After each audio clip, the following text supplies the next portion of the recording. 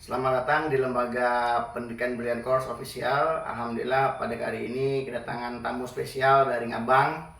Nah, nanti kita akan bertanya dengan beliau, dengan siapa dan bagaimana beliau sampai di Sintang.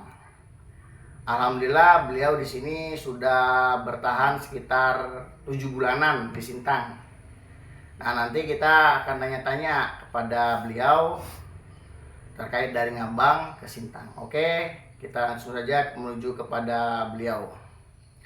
Selamat sore, Mbah. Sore. Assalamualaikum, sehat? Waalaikumsalam, sehat. Oke, silakan Mbah, boleh perkenalkan dengan kawan-kawan kita yang ada di media sosial kita, Mbah. Selamat sore. Assalamualaikum warahmatullahi wabarakatuh. Perkenalkan, nama saya Alexius. Ngabang ke sini, katakanlah itu hijrah. Saya mau alatnya dari Landak, hijrahnya ke Sintang. Kenapa saya ke Sintang? Karena di Sintang saya dengar, bukan hanya dengar, memang kenyataannya begitu banyak ada saudara-saudara saya yang seiman dengan saya di sini. Ini membuat motivasi saya untuk lebih memacu ke depannya lagi. Oh, berarti gitu, Mbah ya? Berarti Mbah terpikir bahwasanya di Ngabang itu pengen hijrah, pengen di Sintang. Ya. Kemudian Mbah pertama kali di Sintang itu awal datang tuh di mana, Mbah? Dan Mbah dari Ngabang itu naik apa, Mbah? Saya dari Ngabang itu naik Damri, ada perintis. Saya datang waktu itu malam ya, jam 3 subuh di Sintang. Sampai di Sintang saya sampai di Pasar Impres. Jadi saya belum langsung ke Al-Amin. Saya sudah 2 hari saya di Impres, baru saya menyeberang langsung saya ke Simpang 5 dulu. Sampai dari Simpang 5 pagi saya bertanya dengan orang di mana Masjid Al-Amin. Nah, beliau ngantar saya dari motor ke Masjid Al-Amin. Jadi saya sampai di Masjid Al-Amin subuh waktu itu. Subuh diantar beliau jam 3:30. Langsung saya mengikuti sholat subuh berjamaah di Masjid Al-Amin. Sampai pada hari ini saya masih tetap rutin melaksanakan ibadah. Oh, berarti Mbah di Sintang nih nggak ada keluarga sama sekali ya, Mbah ya? Jelas tidak ada, kalau saya ada nggak mungkin saya akan seperti ini. Kemudian awal-awal pertama kali nih, Mbah di Al-Amin itu bertemu dengan siapa, Mbah? Awal saya jumpa waktu itu Pak Sofian ya, salah seorang guru dari SMP 6 Sintang. Dari beliau sudah itu beliau menghubungi temannya juga anggota Brimob yang bernama Satrio. Nah, dari mereka ini saya terus bertahan di Sintang karena saya selalu disupport oleh mereka hingga saya bisa terus sampai hari ini. Nah, kemudian Mbah di Sintang nih awal-awal tuh bulan pertama Mbah di Sintang itu mungkin Mbah bingung ya mau tinggal di mana, makan di mana.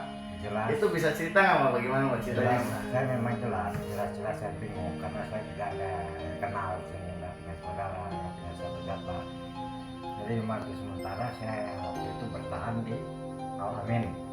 Nah, sudah ketemu Pak Sofian dan saudara Satrio, mereka orang dua koordinasi untuk menempatkan saya.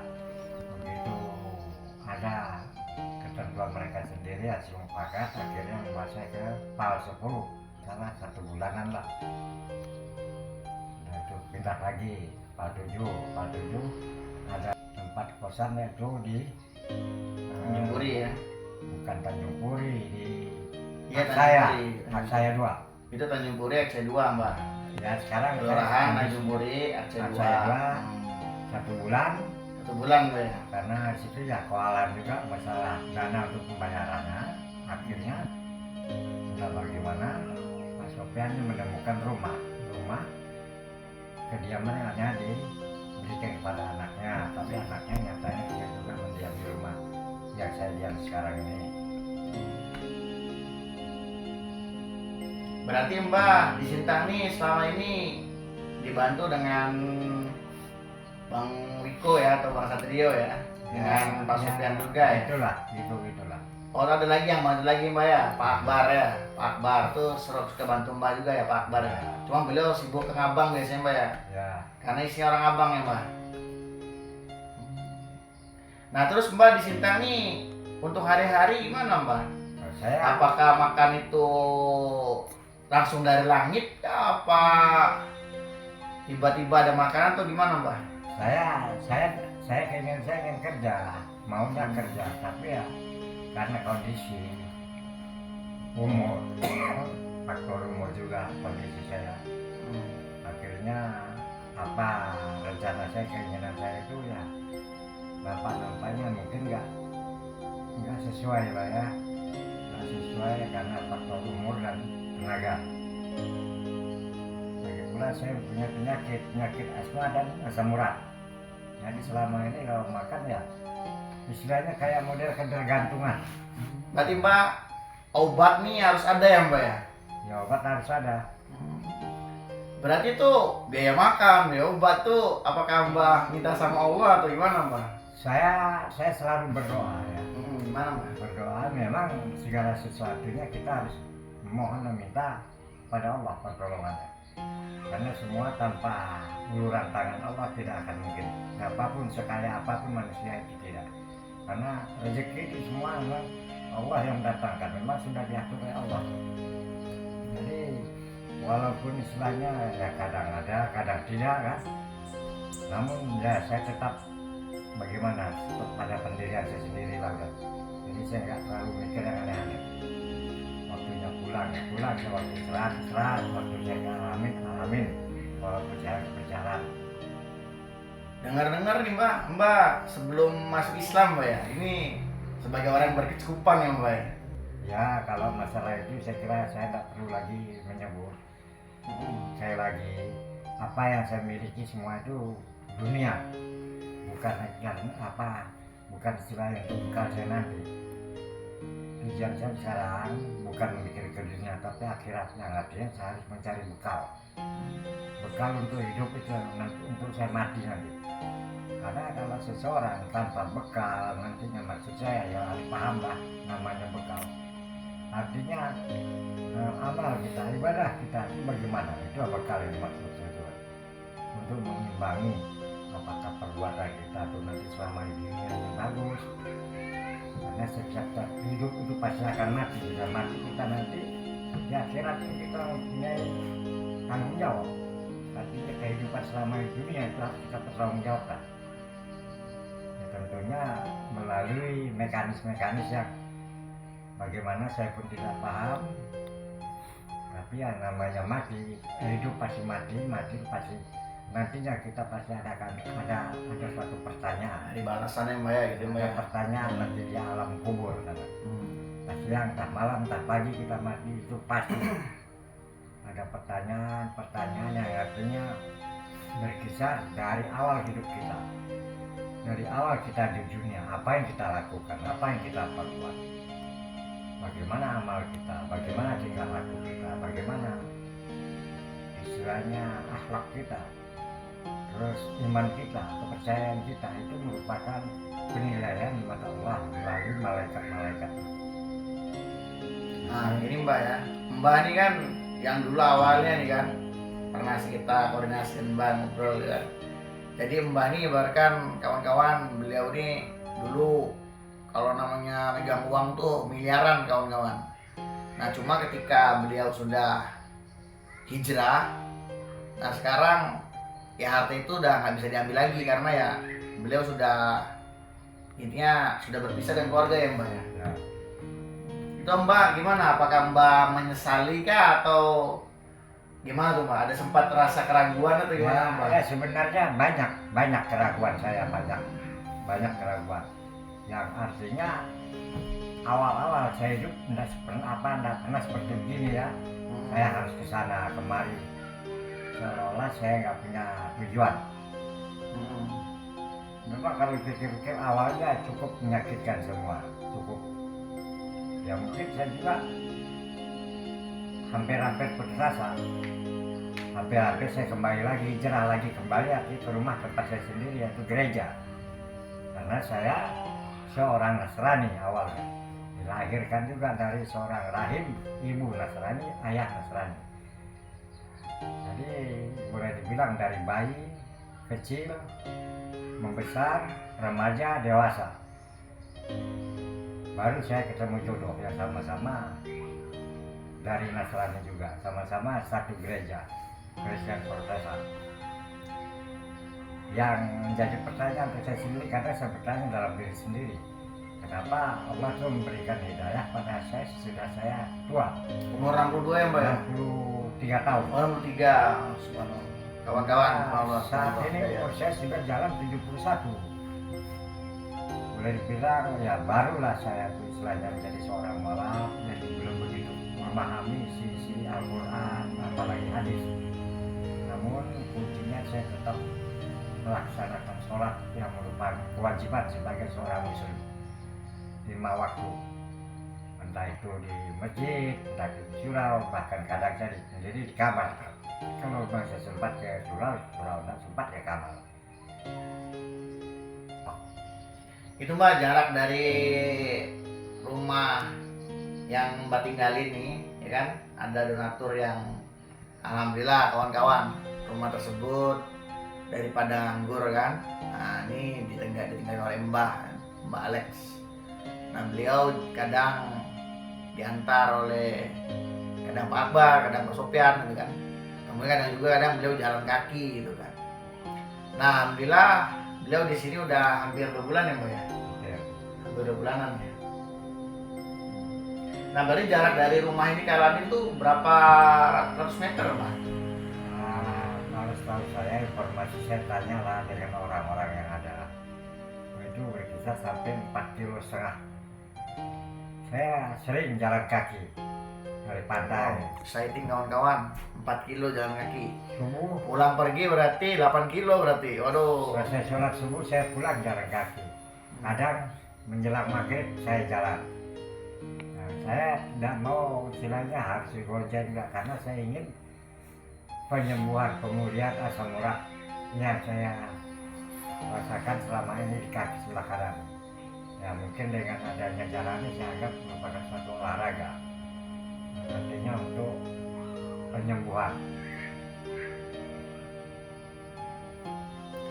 Berarti Mbah nih ibaratkan di Sintang udah 7 bulan Mbak ya. Berarti udah betah Mbak di sini Mbak ya. Ya harus sih. Gimana ya saya bilang saya nggak betah atau saya bilang betah. Jadi pertanyaan itu kadang-kadang membuat spekulasi yang kurang gimana untuk saya. Yang jelas ya saya harus pertahankan itu bagaimana. Alhamdulillah. Faktor utama untuk saya ya sini ada iman saya. Saya tidak ingin iman saya itu harus bagaimana kembali runtuh atau katakanlah bertolak belakang lagi. Lanjut saya sudah tinggalkan gereja kepercayaan saya lama. Sekarang yang ada ini saya jalani untuk sampai saya menutup mata nanti. Nah mudah-mudahan Allah selalu memberikan kekuatan pada saya, memberikan hidayahnya, rahmatnya pada saya, diberi saya kesehatan, kesembuhan, bahkan rezekinya. Ya saya bukan meminta memohon kepada siapapun, tapi kalau sekiranya ada saudara-saudara saya mengaku memplikasi iman, melihat kondisi keadaan saya tidak mengharap. Tapi kalau memang ingin support lah. Saya berterima kasih. Kita tunjukkan rasa persaudaraan kita, rasa kita seiman. Jadi saya tidak bisa banyak berbicara seolah-olah saya argumen. Itu rasanya enggak masuk akal.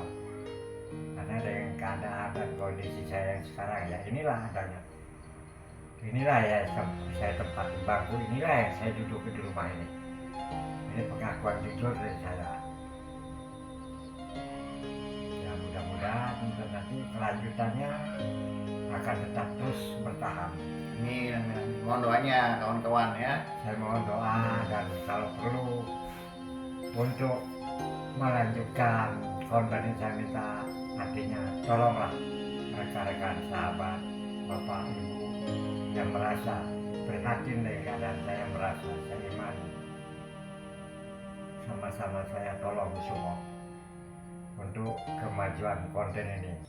Nah, saya kira sementara sampai sini dulu, insya Allah besok akan bersambung kembali.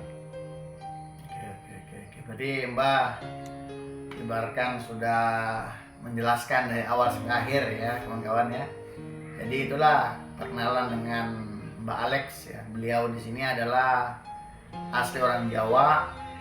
Dulu beliau ya tadi sebelum masuk Islam ya, dari kecil sampai tua non muslim, umur 62 tahun beliau masuk Islam. Dan alhamdulillah di Ngabang juga beliau disambut dengan orang-orang Ngabang. Nah kemudian beliau pengen hijrah ke Sintang katanya. Alhamdulillah di Sintang beliau disambut juga dengan orang-orang di Sintang, di sini semua. Alhamdulillah menyambut semuanya. Dan sampai sekarang yang mensupport juga ada dari Mualaf Kalbar Sintang juga alhamdulillah mensupport, dan kawan-kawan juga yang di Sintang membantu beliau. Alhamdulillah beliau sampai saat ini bisa betah di Sintang ini. Dan bagi kawan-kawan yang ingin mensupport beliau ya tadi bisa koordinasi dengan kami semuanya. Dan kami di sini tidak hanya untuk gimana-gimana gitu kan. Ya hanya saja ini kami adalah memberitahukan supaya kawan-kawan yang melihat video ini ya bisa memantau dengan bijak saja gitu. Dan maaf sekali lagi tidak bermaksud kami di sini membanding-bandingkan dengan agama beliau, Mbah sebelumnya dan sebagainya. Itu adalah pilihan Mbah di sini. Dan kami di sini juga tidak menjelek-jelekan sesuatu hal yang lain, tidak. Alhamdulillah kalau misalkan kami ada salah-salah dan sebagainya bisa diarahkan supaya kami bisa lanjut terus dalam memberikan motivasi terhadap semuanya. Intinya semangat selalu. Mudah-mudahan konten tersebut bisa bermanfaat untuk kita semuanya. Kami dari Lembaga Pendidikan Brilliant Course sukses selalu. Assalamualaikum warahmatullahi wabarakatuh.